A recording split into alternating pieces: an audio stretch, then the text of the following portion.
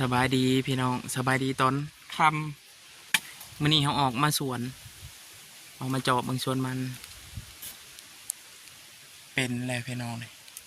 ปีแล้วนี่บ่ได้ซ้ำนี่ได้ปลูกแชลแมนบ่มีใบมีแหนงปลูกมาเลยตาย3 เถื่อ4 เถื่อหลังจากเขาเลิกจาก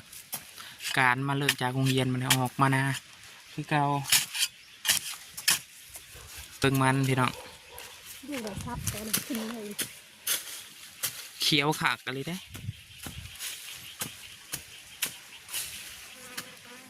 ปีแล้วนี่บ่ได้ปานนี้พี่น้องปลูกถ้าได้ก็ลุบ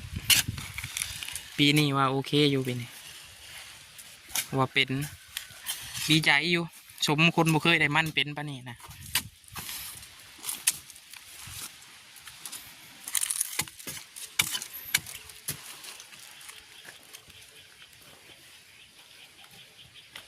หญ้าก็เริ่มพืชขึ้นมาแล้วนี่หญ้าก็ได้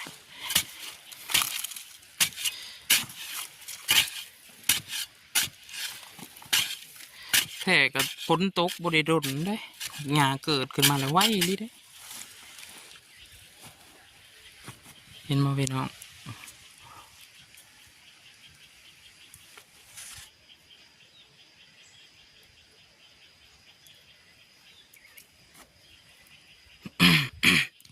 ถ้าเบิ่งวัดหัวมันพี่น้องว่ามันสิเป็นจังไดปีนี้กว่าปีแต่เก่าอยู่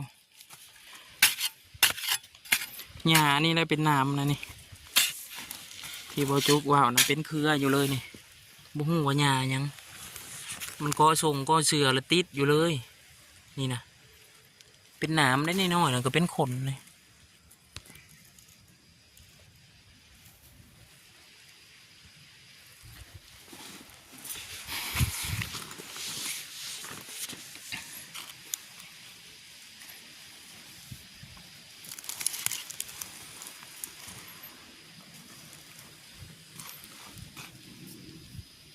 บรรยากาศ5 โมงนะยังแดดอยู่ มื้อนี้แดดมืดๆมื้อนี้ โอ้ยเป็นหวัดเป็นไอ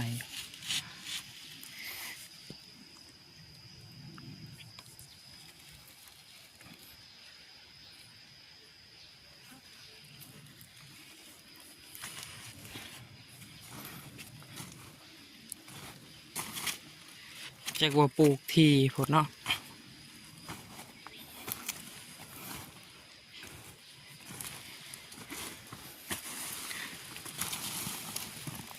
นี่พี่น้องนี่ตัวนี้แหละนี่หญ้านี่แหละเต็มหมดเลย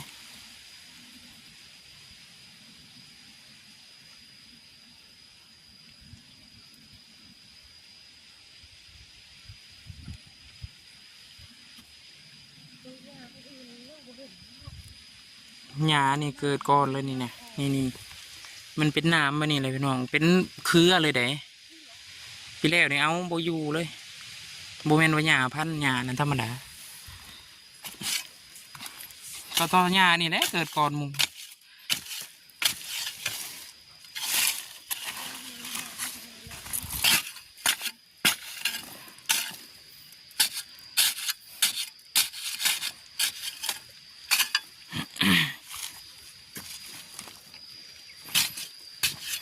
เกิดจากโรงเรียนแล้วออกมาสวนมันพี่น้องมาเจาะบางสวนมัน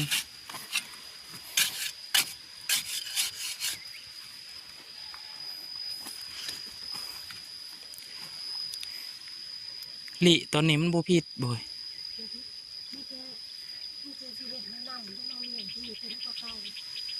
จะจบการเกษตรเนาะ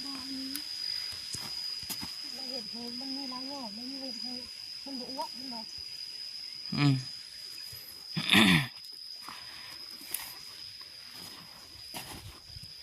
ตัดยาวเลยพี่น้องปีแล้วนี่บ่หอดหอด20 เซนเลย20 เซนติเมตรสักปีนี้ยาวเด้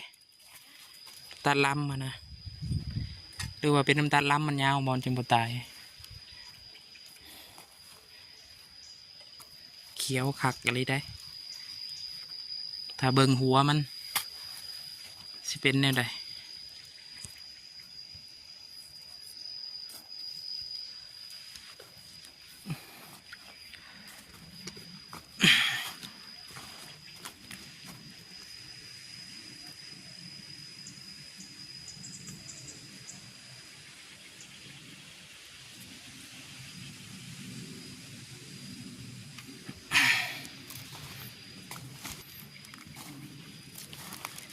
เบื้องเท่านั้นเขาปลูกน้ำลักหมู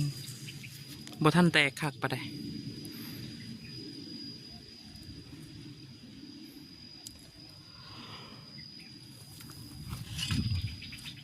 ด่านตัวนี้เขาปลูกก้อนหมูด่านนี้นะส่วนด้านนี้นะเบื้องนี้นะ ใกล้ห้วยเด้สวนแคมห้วย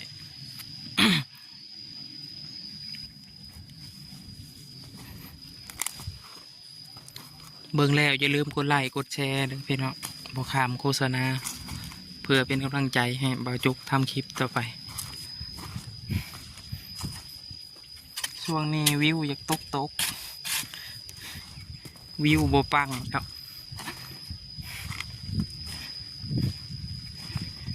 นี่นะหญ้านี่นะว่าแล้วบ่ลืมนะพี่น้องเลยบ่นึกสภาพเลยยามขึ้นมานะ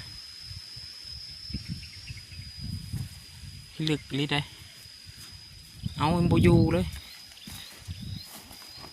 พี่แล้วนี่เสียท้องเถื่อบ่ยังบ่อยู่มันบ่แม่นหญ้าพันธุ์ธรรมดานะ